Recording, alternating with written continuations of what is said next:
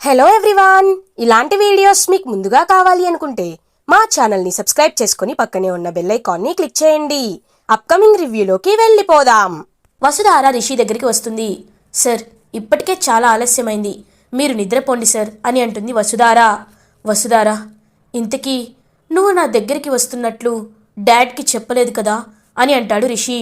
అవును సార్, నేను ఎవరికి చెప్పలేదు అని అంటుంది వసుధార. పాపం, నువ్వు కూడా కనిపించకపోతే డాడ్ టెన్షన్ పడుతూ ఉంటారేమో కదా అని అంటారు రిషి. సార్, మీరేమీ కంగారు పడద్దు, మావయ్య గారితో నేను కాల్ చేసి చెప్తాను, మీరు నిద్రపోండి సార్ అని ఇంకా రిషిని నిద్రపోమని చెప్పి ఫోన్ తీసుకొని బాల్కనీలోకి వస్తుంది వసుధార. ఇది ఇలా ఉండగా మహేంద్ర చాలా అటు ఇటు తిరుగుతూ ఆలోచిస్తూ ఉంటారు. టైం నైట్ 11 అవుతుంది, ఇంకా వసుధార ఇంటికి రాలేదు. ఏమనుకోవాలి, అసలు ఎక్కడికి వెళ్ళింది వసుధార అని పాపం చాలా టెన్షన్ పడుతూ ఉంటారు. అప్పుడే అక్కడికి వచ్చిన అనుపమ, మహేంద్ర ఇంకా వసుధార రాలేదా అని అడుగుతుంది. లేదు అనుపమ, నాకు చాలా టెన్షన్గా ఉంది, వసుధార ఎక్కడికి వెళ్ళిందో అర్థం కావటం లేదు అని అంటారు మహేంద్ర. అయితే మనం ఒకసారి వెళ్ళి వెతుకుదామా మహేంద్ర అని అడుగుతారు అనుపమ. ఈ టైంలో అని మహేంద్ర ఆలోచిస్తూ ఉంటారు. కరెక్ట్గా అప్పుడే మహేంద్రకి ఫోన్ కాల్ వస్తుంది. మహేంద్ర, ఒకసారి ఎవరో త్వరగా చూడు అని అంటుంది అనుపమ. ఫోన్ చూసేసరికి వసుధార అని ఉంటుంది. చాలా అంటే చాలా హ్యాపీగా ఫీల్ అవుతారు మహేంద్ర. అనుపమ వసుధారానే చేస్తుంది. హలో అమ్మా వసుధార, ఎక్కడున్నావమ్మా? నీ గురించి నేను ఎంత టెన్షన్ పడుతున్నానో తెలుసా అని అంటారు మహేంద్ర. మావయ్య, మీరేమీ కంగారు పడద్దు, నేను ఇక్కడ క్షేమంగా బాగానే ఉన్నాను అని అంటుంది వసుధార. అమ్మ వసుధార, ఎక్కడికి వెళ్ళావమ్మా? మార్నింగ్ నుంచి నిన్ను కాలేజ్లో కలవాలి అనుకున్నా, కాలేజ్లో లేవు. కనీసం ఎన్నిసార్లు ఫోన్ చేసినా ఫోన్ నువ్వు అసలు లిఫ్ట్ చేయట్లేదు. అసలు ఎక్కడికి వెళ్ళావమ్మా అని అడుగుతారు మహేంద్ర. మావయ్య, నేను అదంతా చెప్పాలి అంటే మీరు మా నాన్నగారి ఇంటికి రావాలి అని అంటుంది వసుధార. ఏంటి, చక్రపాణి గారింటికా? అంటే ఇప్పుడు నువ్వు అక్కడున్నావా అమ్మా అని అడుగుతారు మహేంద్ర. అవును మావయ్య, నేను మా నాన్న వాళ్ళ ఇంట్లోనే ఉన్నాను. జరిగిందంతా మీకు చెప్పాలన్నా, మీకు కొన్ని ముఖ్యమైన విషయాలు తెలియాలన్నా రేపు మార్నింగ్ మీరు మా నాన్న ఇంటికి బయలుదేరి రండి, సరేనా మావయ్య?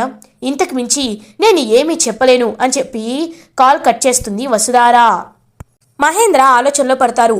మహేంద్ర, ఏం మాట్లాడింది వసుధార, ఏం మాట్లాడింది అని అడుగుతారు అనుపమ. ఏమో అనుపమ, ఏది తను సరిగ్గా చెప్పటం లేదు. తను వాళ్ళ నాన్న ఇంట్లోనే ఉందంట, రేపు బయలుదేరి రమ్మని చెప్పింది. అసలు అక్కడికి ఎందుకు రమ్మంటుంది? వసుధార అక్కడెందుకు ఉంది? తను ఇక్కడికే కదా వస్తుంది, ఏమై ఉంటుంది అని ఆలోచిస్తూ ఉంటారు మహేంద్ర. మహేంద్ర తను ఫోన్లో చెప్పడానికి అంత ఇబ్బంది పడుతుందంటే ఖచ్చితంగా వసుధారకి ఏదో పెద్ద విషయమే తెలిసుంటుంది. అందుకే ఇక్కడ చెప్తే ఆ శైలేంద్ర ఎక్కడ కనిపెడతాడోనని అక్కడికి రమ్మని చెప్తుంది. అయినా తను కాల్ చేసింది కదా, రేపు మనల్ని అక్కడికి రమ్మని చెప్పింది కదా, ఇద్దరం కలిసే వెళ్దాం. నువ్వేమీ బాధపడద్దు మహేంద్ర, ఇంకా ఏమీ ఆలోచించకుండా ప్రశాంతంగా నిద్రపో. ఇంతకీ భోజనం చేశావా అని అడుగుతుంది అనుపమ. చేశాను అనుపమ అని అంటారు మహేంద్ర. సరే, ఇంకేమీ ఆలోచించకుండా వెళ్ళి నిద్రపో అని అంటారు మహేంద్ర. అప్పుడే కరెక్ట్గా భద్ర అక్కడికి వస్తారు. ఏంటి ఇంతసేపు ఎక్కడికి వెళ్ళావు అని అడుగుతుంది అనుపమ.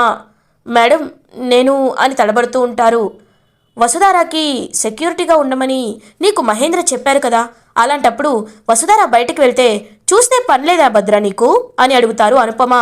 లేదు మేడం, నేను పార్కింగ్ ఏరియాలోనే ఉన్నాను, కానీ మేడం ఎప్పుడు బయటికి వెళ్ళిపోయారో నాకు అర్థం కావటం లేదు అని అంటాడు భద్ర. సరే, నువ్వు వెళ్ళి నిద్రపో. మహేంద్ర, నువ్వు కూడా వెళ్ళి నిద్రపో అని చెప్పి ఇంకా అనుపమ అయితే మహేంద్రని వెళ్ళి నిద్రపోమంటుంది. భద్ర ఆలోచనలో పడతాడు. ఇంతకీ ఎక్కడికి వెళ్ళుంటుందా వసుధార, ఎక్కడికి వెళ్ళుంటుందబ్బా అని ఆలోచిస్తూ ఉంటారు భద్ర. ఇది ఇలా ఉండగా మార్నింగ్ అవుతుంది. అప్పుడే ఇంకా అనుపమ అండ్ మహేంద్ర రెడీ అయ్యి బయటికి బయలుదేరుతారు. సార్, ఎక్కడికి వెళ్తున్నారు సార్ అని అడుగుతారు భద్ర.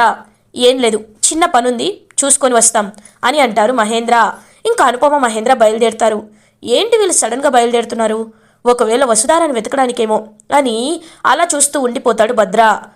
అవును మహేంద్ర, భద్రకి నిజం చెప్తే సరిపోయేది కదా అని అంటుంది అనుపమ. ఎందుకు అను? అయినా వసుధార మనల్ని మాత్రమే రమ్మంది. ఇప్పుడు భద్రకి విషయం తెలియడం అంత మంచిది కాదు. అయినా ఎవరైనా సరే మనం అనుమానించాల్సిందే. తను ఎంత మంచివాడైనా కొన్ని విషయాలు తెలియకపోవడమే మంచిది కదా అని ఇంకా చక్రపాణి వాళ్ళ ఇంటికి బయలుదేరుతారు మహేంద్ర అండ్ అనుపమ.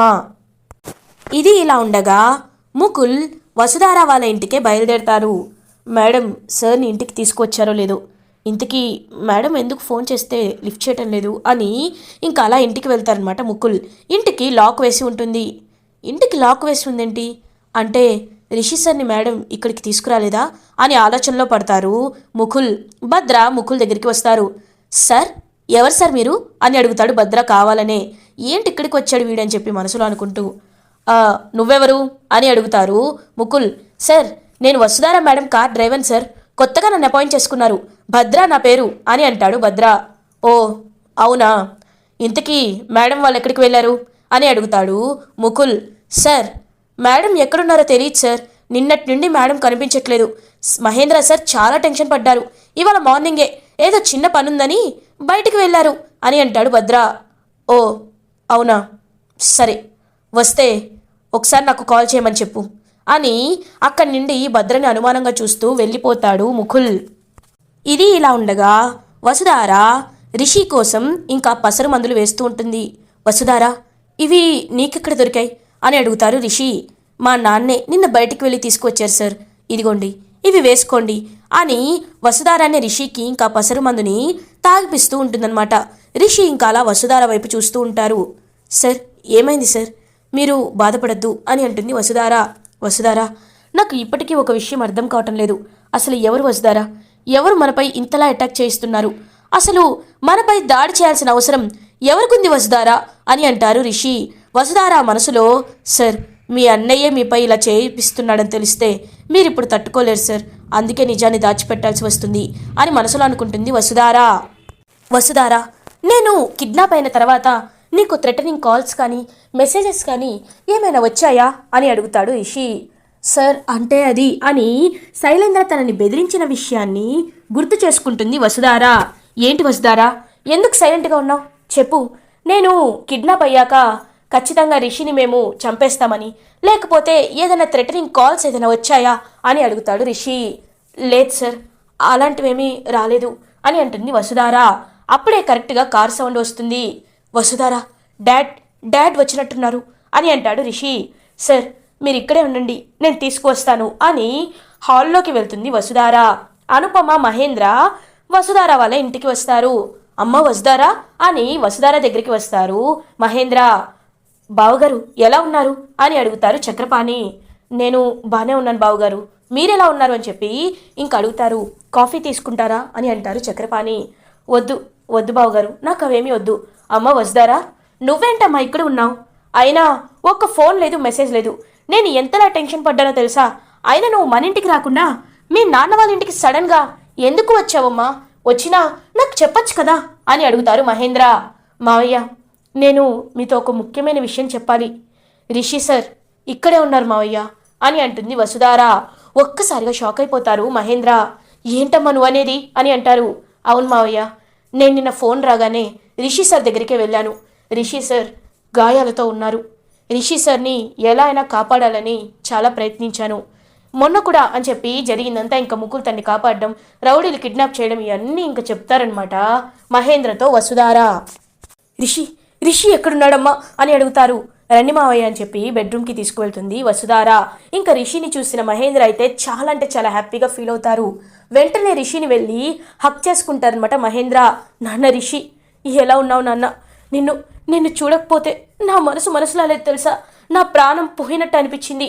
ఇప్పుడు నువ్వు కనబడగానే నా ప్రాణం మళ్ళీ నాకు తిరిగి వచ్చింది నాన్న అని చెప్పి మహేంద్ర చాలా అంటే చాలా బాధపడుతూ ఉంటారు.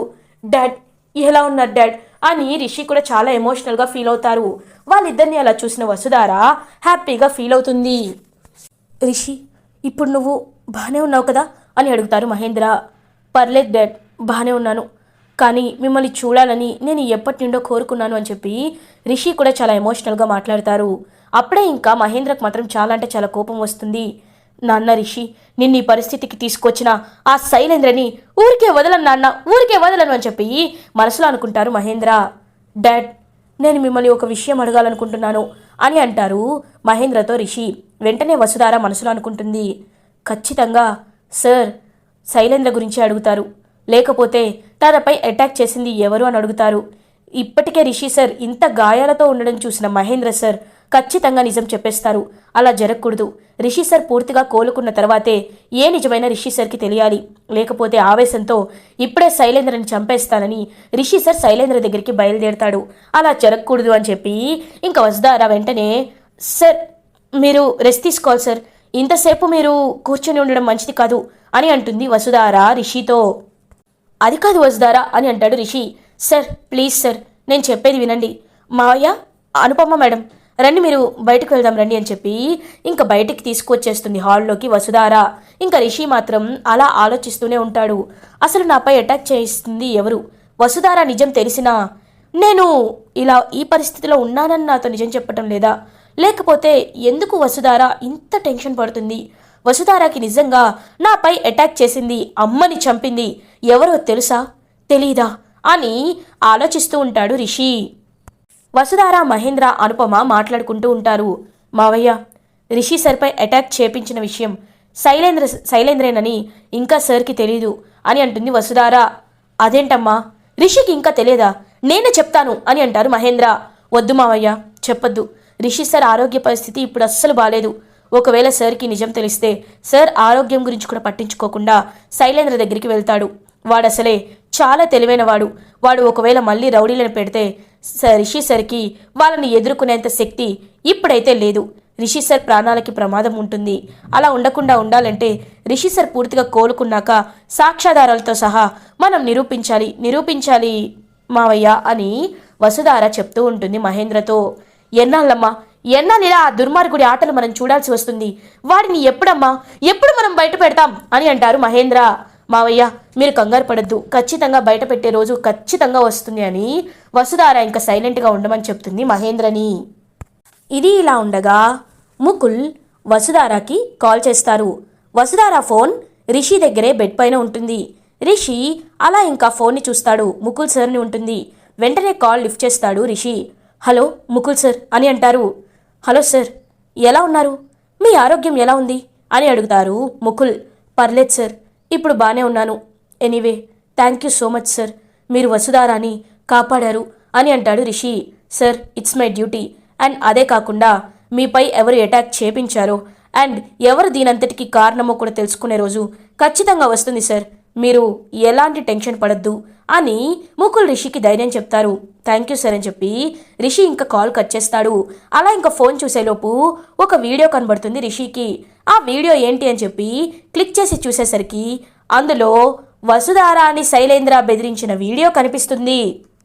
రిషి అదంతా విని ఒక్కసారిగా షాక్ అయిపోతారు. ఇంకా రిషి అలా తన కళ్ళని తానే నమ్మలేకపోతూ ఉంటాడు. రిషి నా దగ్గరే ఉన్నాడు. నువ్వు నాకు ఎండి పదవి ఇవ్వకపోతే రిషిని నేను ప్రాణాలతో వదలను.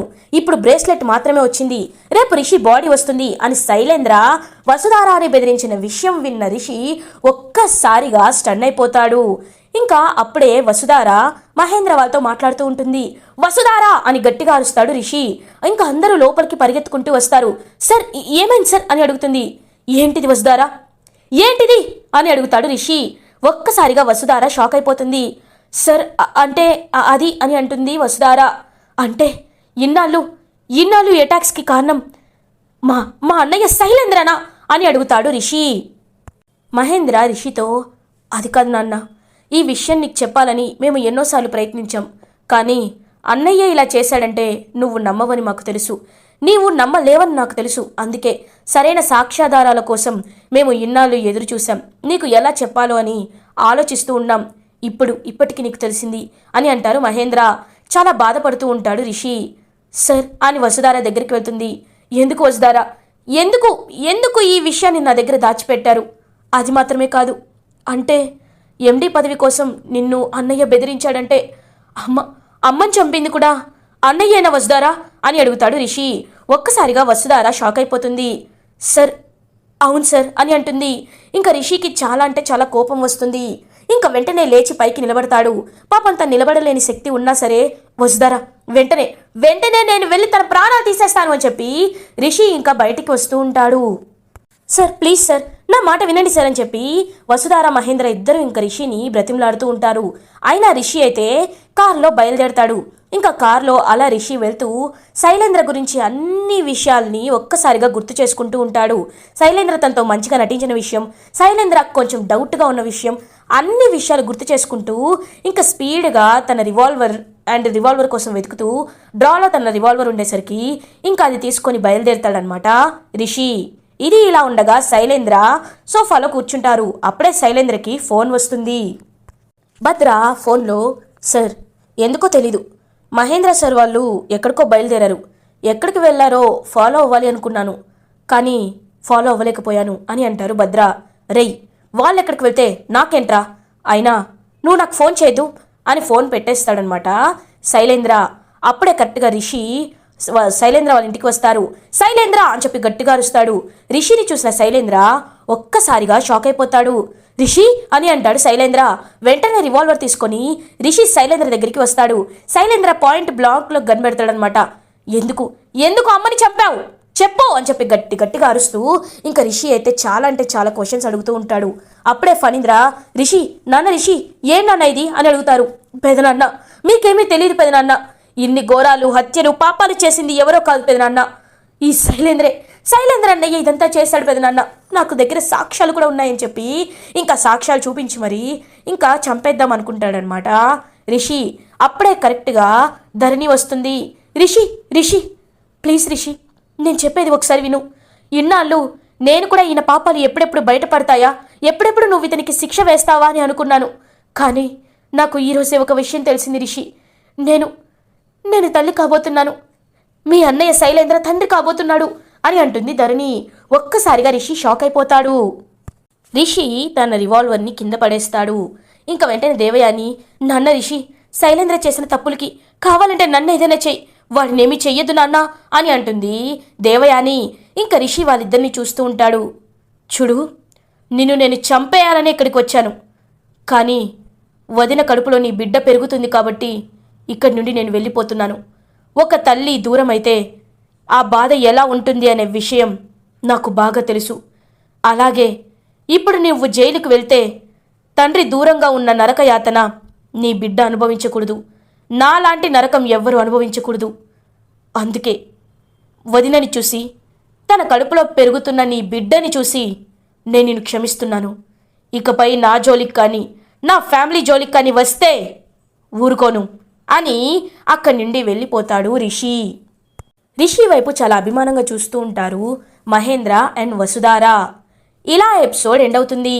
ఫర్దర్ ఎపిసోడ్ రివ్యూస్ ముందుగా మీకు కావాలి అనుకుంటే మా ఛానల్ని సబ్స్క్రైబ్ చేసుకోండి. Thanks for watching.